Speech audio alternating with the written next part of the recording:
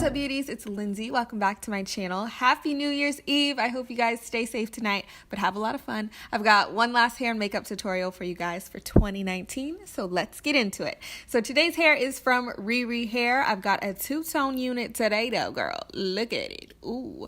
It is a 1B color at the top by the root, and then it fades into this nice chocolatey brown. It kind of looks a little red on camera, but it's brown. And I do have all the links for this unit and Ririhair below if you guys want to check them out. Now, I will say this unit actually originally came wavy. I did already wear it before filming this tutorial, so I did straighten it a little bit, so it's kind of wavy straight right now. We're gonna style it in a second. As always, Ririhair kills it when it comes to the cap construction. The bleached knots look amazing, the hair is obviously amazing, and the cap construction itself inside, it does come with an elastic band. You can remove it if you're not into it, but it really helps if you're gonna do like me and just wear the unit without gluing it down or anything like that. So like I said previously, the hair did come wavy and then I straightened it, so it's like wavy straight right now.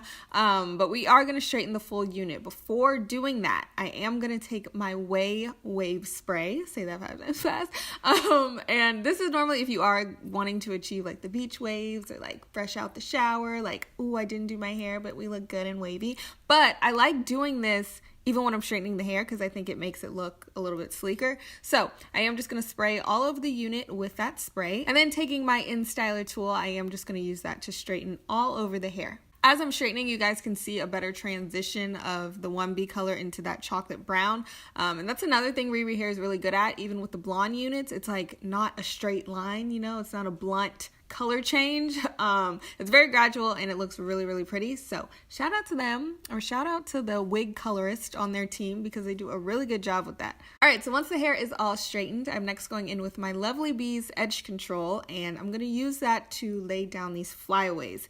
The hair is already pretty flat, but we just want to make it sleek and flat. So that's why I'm using that, just to lay those down. They won't come back up. And shout out to Brianna once again, because you made the best edge control. And I'm also going to use that to create a little baby swoop up front. You'll see that in a second.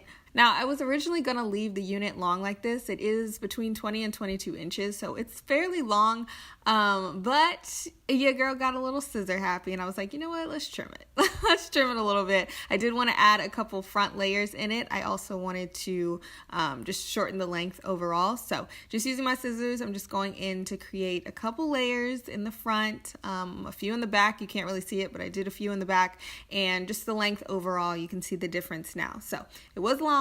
Cut a couple inches off, but I do like this length a lot better. And then just going in with my InStyler again, I'm going to bump those ends in, curl them, bump them, do what you want to do. I just love doing this when I do cut layers because it makes the ends of the hair look less stringy and more full and bouncy and cute. All right, so the hair is basically done. I'm just going to pin it back for a second while we do this face. I'm first taking the No Filter concealer. I'm doing that on my under and upper brow. You know, I was contemplating the other day, I was like, I remember when I used to do foundation first, and I think eyes almost last or like second to last. I would do the whole face first, and then I'd do like my eyeshadow and my eyebrows. I'm like, should I go back to that? I don't know. I just feel like I get more precision when I do the brows first and the eyes first and then the face. But I don't know. I might switch it up next year. Who knows? I also applied some on my lid and blended that out with my beauty blender. Now we are going in with the Flutter by palette from ColourPop, which is so pretty. I did an unboxing on Instagram. Make sure you're following me on there because that's where I do all of my unboxings. And the packaging of this was so nostalgic to me. So I was excited to try this out. I started with the shade Changes, and we're using that in the crease. I'm also using a new Il Makiage brush, which is really, really good. Banks, do not. Okay.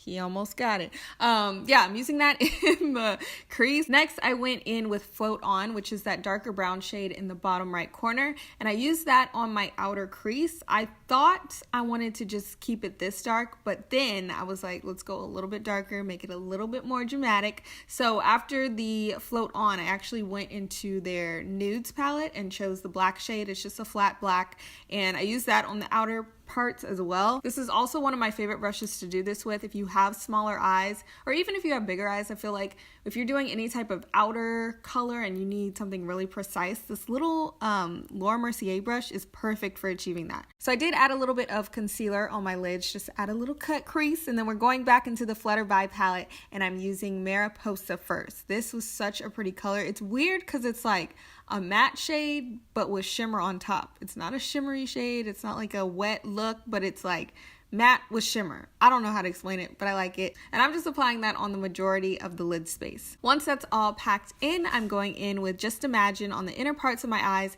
and I'm bringing that a little bit further in than I normally would, which I don't know how I feel about it, but I kind of like it. It kind of gives like a butterfly effect, I guess. And then I'm just going in with a brush and touching everything up, making sure everything is blended and good to go.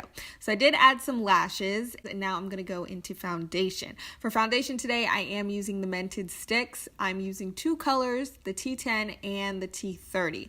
I like to use the T30 on the outer parts of my face because it's a little bit darker, and then I'll take the T10. I applied that so weird. Then I'll take the T10 and put that in the inner parts and then just blend it all together. I have made the T10 work by itself, but once they sent me the T30, I was like, oh, we can get the best of both worlds because my face is 500 different colors, so that works out really well. All right, so our foundation is all blended. Let's go into a little under eye concealer. I am taking the ColourPop one again. It grew on me. At first, I wasn't a huge fan of this no filter concealer, and I think I like it better when I let it set a little bit first.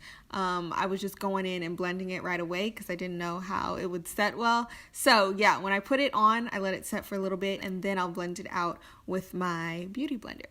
But y'all know me, I love packing stuff under my eyes, just keep packing things. So I took a little bit of my Il Makiage concealer as well, and I let that sit for a little bit, and it's a little bit lighter.